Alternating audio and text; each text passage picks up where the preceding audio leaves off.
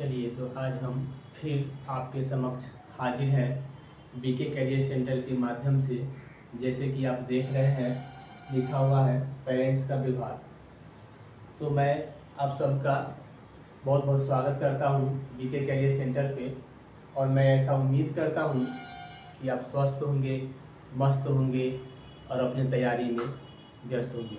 दोस्तों, हमने इससे पहले कुछ वीडियोज़ डाले हैं जो आप देख सकते हैं जाके हमारे बीके करियर सेंटर को यूट्यूब चैनल पे, और उसमें हम वो सारी बातें किए हैं जो एक विद्यार्थी को अपने तैयारी के दौरान क्या क्या करना चाहिए, क्या नहीं करना चाहिए और किस तरह से तैयारी करना चाहिए।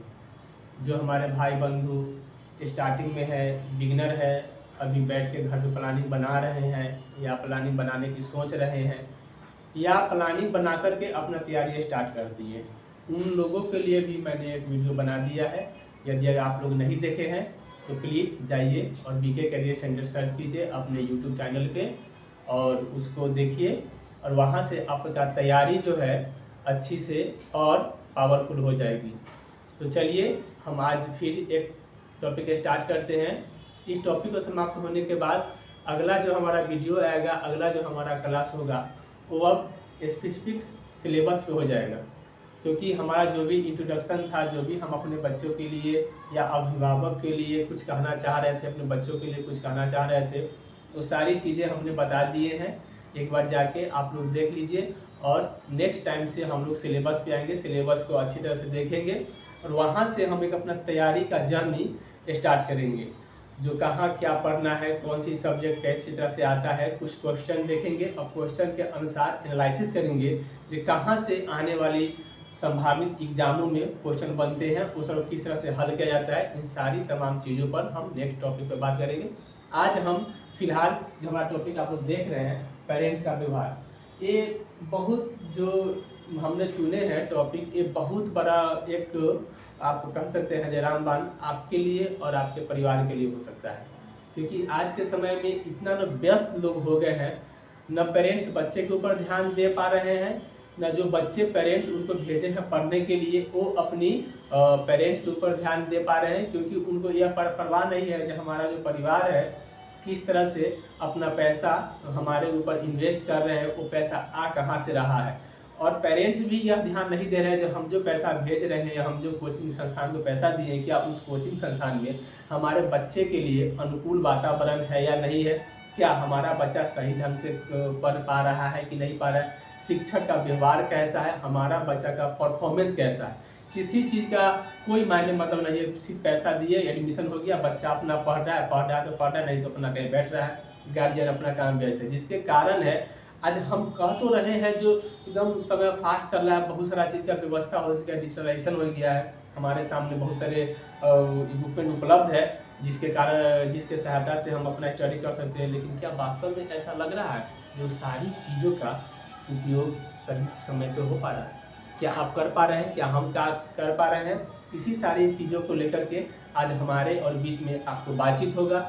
ये वीडियो उन माता पिताओं के लिए है जो अपने बच्चे के लिए कुछ आशाएं कर चुके हैं, कुछ अपेक्षाएं रखे हुए हैं, कुछ सपना संजो रहे हैं और आप वो चाहते हैं कि हमारा बच्चा एक अच्छे संस्थान में जाके अच्छे से पढ़ लिख के एक अपना मुकाम हासिल करें। चलिए अपना पहला जो लाइन हमने लिखे हैं उसको देखिए। यहाँ पे लिखा हुआ है पढ़ाई का सही माहौल। ये जो लाइन है वास्तव में सही है, क्योंकि आप देख तो रहे हैं जो बच्चा पढ़ने के लिए बड़ी इच्छुक है, बच्चा में टैलेंट है कुछ करने का, बच्चा एक्टिव है कुछ करे, लेकिन होता क्या है ना, गांव ग्रामीण में कहीं भी सिटी कहीं भी वहाँ पे एक माहौल वैसा क्रिएट नहीं कर पा रहा है। बच्चा पढ़ तो रहा है, पढ़ने में अच्छा है, हो सकता है पारिवारिक माहौल जैसा नहीं बन पा रहा है, जिसके कारण बच्चा फ्रस्ट्रेशन में जा रहा है, बच्चा पढ़ नहीं पा रहा है, बच्चा अपने आप को वहाँ एडजस्ट नहीं कर पा रहा है। ये बहुत बड़ी बात है। जब भी आप एक समय बनाइए अपने बच्चे के लिए और कोशिश कीजिए जो बच्चा को एनालिसिस करे, बच्चा को देखे और परखे, बच्चा का एक्टिविटीज़ किस तरह से हो रहा है, बच्चा का रुझान किस तरह से हो रहा है, बच्चा पढ़ क्या हो रहा है, क्या बच्चा को इस माहौल से कोई परेशानी तो नहीं हो रहा है ना। क्योंकि जैसे ही बच्चा को अगर उसके अनुकूल माहौल नहीं मिलेगा, आपको बच्चा सही डायरेक्शन में पढ़ नहीं पाएगा। ये मतलब अधिकांश तो देखा गया है कि बहुत सारे बच्चा के वैसे हम उससे यूट्यूब पर आप लोग देख ही रहे हैं वीडियोज में, जो हम तो पढ़ना चाह रहे हैं लेकिन हमारे आसपास का माहौल या हमारे घर का माहौल ठीक नहीं है, हमारा उस तरह से व्यवस्था नहीं हो पा रहा है जो हम पढ़ पाए। देखिए, घर बड़ा हो या छोटा हो उससे कोई मायने मतलब नहीं रहता है।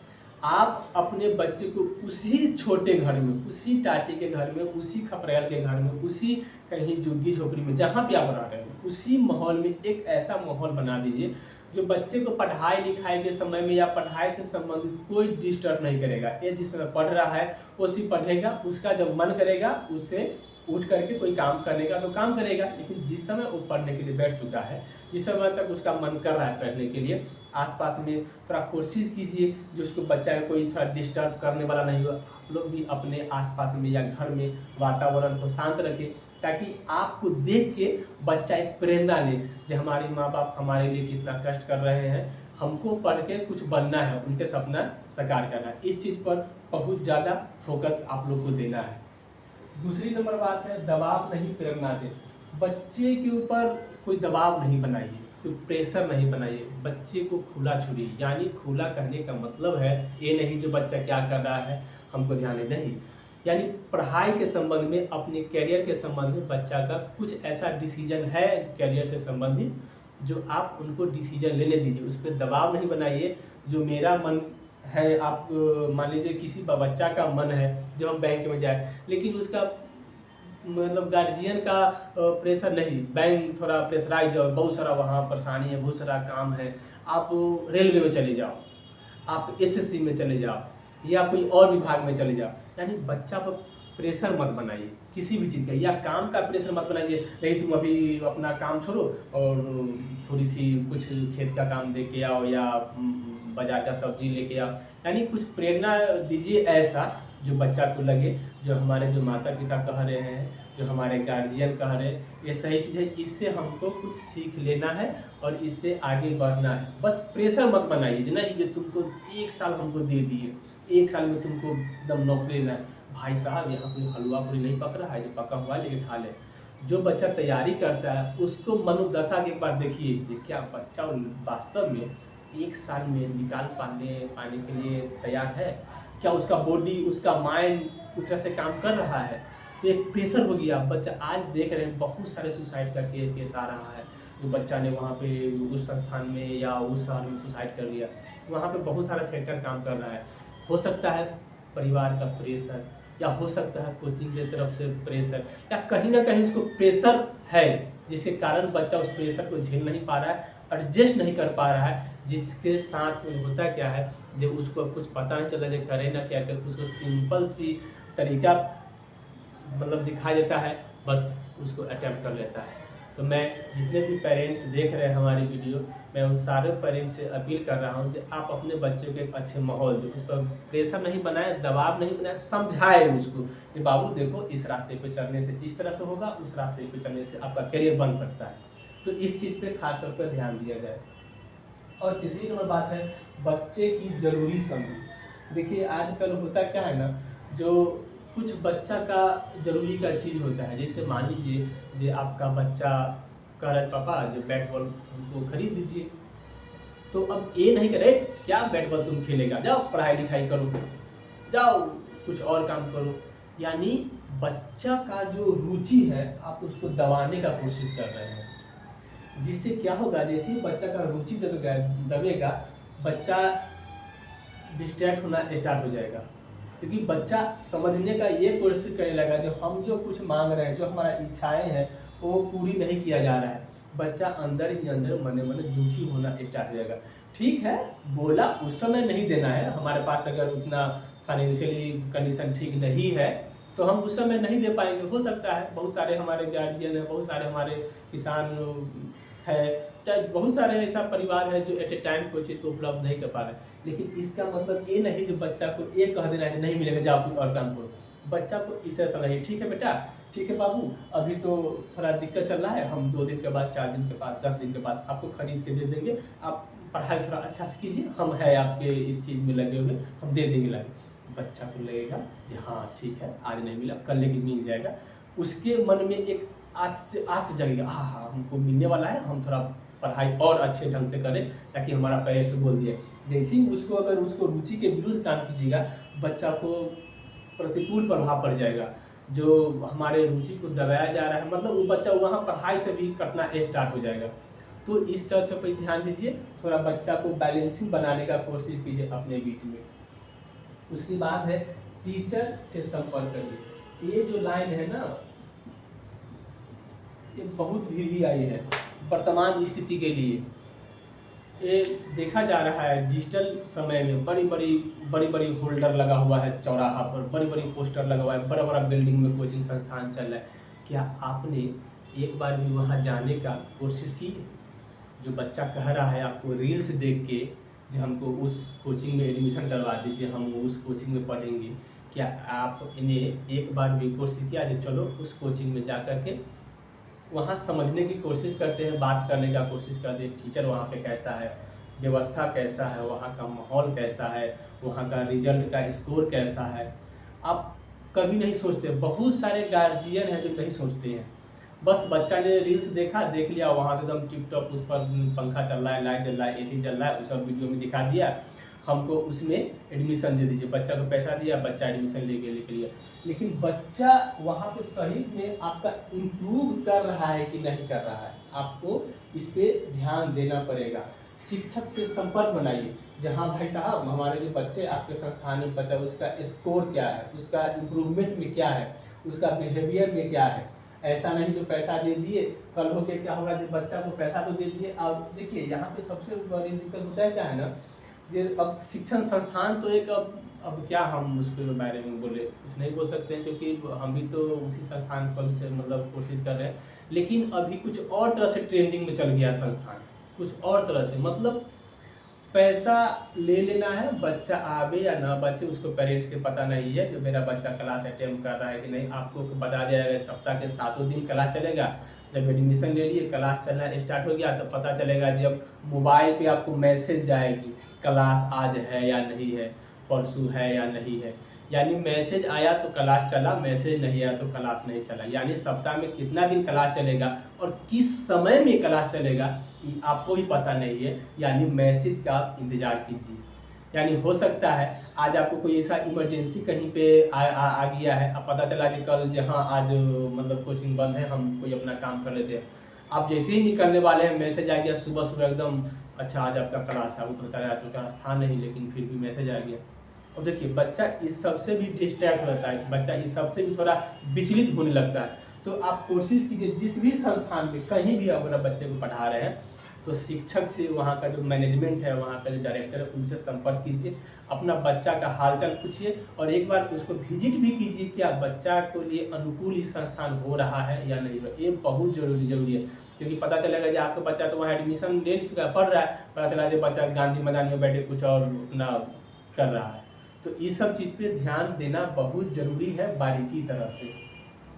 उसके बाद देखिए यहाँ पे लगा हुआ आत्मविश्वास बढ़ाए, बच्चा को हौसला बढ़ाइए, बच्चा को उदाहरण दीजिए अच्छी चीज़ें। देखिए इस काम को करने से ऐसा हो गया, वो फलाने व्यक्ति है या जो भी है उन्होंने इस तरह से मेहनत की है तो अच्छा एक मुकाम हासिल कर लिए। आप भी बाबू ऐसे मेहनत करो, आराम से करो, हमको घबराने की जरूरत नहीं है, आराम से कीजिए, आपको भी मुकाम, मतलब ऐसा व्यवहार रहे ताकि लगे जो गार्जियन मेरे फेवर में है, मेरे सपोर्ट में है। हमको जो भी बात बोल रहे हैं वो भलाई के लिए बोल रहे हैं, वो अच्छे के लिए बोल रहे हैं, उनका आत्मविश्वास बढ़े। क्योंकि बच्चा जो कंडीशन होता है ना, किस समय उसका आत्मविश्वास बढ़ेगा, किस समय डाउन हो जाएगा, ये कहना बड़ी मुश्किल है। बच्चा 5 मिनट में इतना एक्साइटेड हो जाएगा, लगेगा आज ही पूरा पढ़ के किताब समाप्त कर दे। 5 मिनट में इतना डिप्रेशन में चल जाएगा जो लगेगा जब कहाँ हम आगे पढ़ाई हम छोड़ देते। तो इस सब चीज़ पे थोड़ा ध्यान दीजिए, बच्चा को हर समय अच्छे विचारों से आसपास उसको विचार अच्छे दीजिए ताकि उसका माइंड पॉजिटिव वे में काम करे। उसके बाद है अच्छे उदाहरण दे, अच्छे उदाहरण दीजिए। उसको कोई ऐसा कहानी सुनाइए, हमारे बहुत सारे लेजेंडरी ग्रेट मैन पर्सन हमारे भारत में हैं, सभी आदमी को कहानी सुनाइए, आसपास के कुछ अच्छे उदाहरण दीजिए, कुछ तस्वीर दिखाइए, मतलब ताकि उसका सोच अच्छा रहे, उसका पॉजिटिव वे में डायरेक्शन जाए, नेगेटिव उस थॉट जो है उसको आने से रोकिए बच्चे को। उसके बाद है टेक्नोलॉजी का सही उपयोग। ये तो खैर आज के युग में बहुत जरूरी है, टेक्नोलॉजी का हम लोग कह रहे हैं कि घर में हमारा वो मोबाइल है, टेलीफोन है, टीवी है, बहुत सारे टेक्नोलॉजी है, उसको देख करके तो बच्चा को तो दे दिए, लेकिन यूज करने का आपने सिखाया नहीं। आप तो मोबाइल दे दिए 50,000 के खरीद के, लेकिन क्या आपने कोशिश की जो हमने मोबाइल दिए 50,000 खरीद के, मेरा बच्चा उस मोबाइल को यूज किस तरह से कर रहा है, क्या जिस काम के लिए, जिस उद्देश्य के लिए हमने उसको ये टेक्नोलॉजी की व्यवस्था प्रोवाइड करवाए थे, क्या उस चीज़ को कर रहा है या मिसयूज कर रहा है, इसके ऊपर ध्यान देना बहुत ज़रूरी है। क्योंकि भले हम डिजिटल में आगे बढ़ते जा रहे हैं, लेकिन एक बात ये भी सच्चाई है कि जितना डिजिटल आगे बढ़ रहा है, हमारा भविष्य उतना ही और ज़्यादा अंधेरा में डूबा जा रहा है। आप देख लीजिए, बहुत सारे ऐसा केस आ रहा है जो मोबाइल देख के बच्चा ने गेम खेलते खेलते अपना पापा के पता चला कि 50,000 रुपये डुबा दिया। पता चला कि गेम करते करते बच्चा ने किसी को मर्डर कर दिया। पता गेम खेलते खेलते जा रहा था, टकरा गया कहीं पे, बच्चा ने गलत नंबर पर फ़ोन आ गया, गलत नंबर से ये हो गया। मतलब डिजिटल तो प्रसार हो रहा है, लेकिन डिजिटल प्रसार होने के साथ साथ कितना आदमी नीचे जा रहा है, कितना लॉस सह रहा है, ये आदमी को पता ही नहीं चल रहा है। तो उसको टेक्नोलॉजी का सही उपयोग करने का तरीका बताइए। देखो बाबू, मोबाइल तुम्हारे पास है, लैपटॉप है, जो भी है इलेक्ट्रॉनिक्स गैजेट, उसको सही इस्तेमाल कीजिए, जो आपको इस्तेमाल करने से एक अच्छा आपका विचार आ सके, एक अच्छा जगह पर आप पहुंच सके। इससे क्या होगा, जो बच्चा के यह जरूर समझ में आएगा कि सही बात है, अगर हम इस टेक्नोलॉजी का सही इस्तेमाल नहीं करेंगे तो हो सकता है इसका खमियाजा हमको भुगतना पड़े। आई थोड़ा बड़ा नहीं, बहुत भारी तरह से खमियाजा भुगतना पड़े। बच्चा को इस तरह समझाइए। तो मैं आज उम्मीद करता हूँ कि कुछ लाइव के माध्यम से हम उन पेरेंट्स के से बात करने की कोशिश किए जो अपने बच्चे के लिए, भविष्य के लिए चिंतित है या भविष्य प्लानिंग कर रहे हैं। बच्चा को अच्छे से समझाइए, सुविचार दीजिए, ताकि बच्चा आपके आगे जाके अच्छे बने और जिस मकसद पर वो खरा उतरना चाह रहा है वहाँ से वो सही लाइन पर के लिए आगे बढ़े। आप सबको बहुत बहुत धन्यवाद। तो तब तक के लिए जय जवान जय किसान।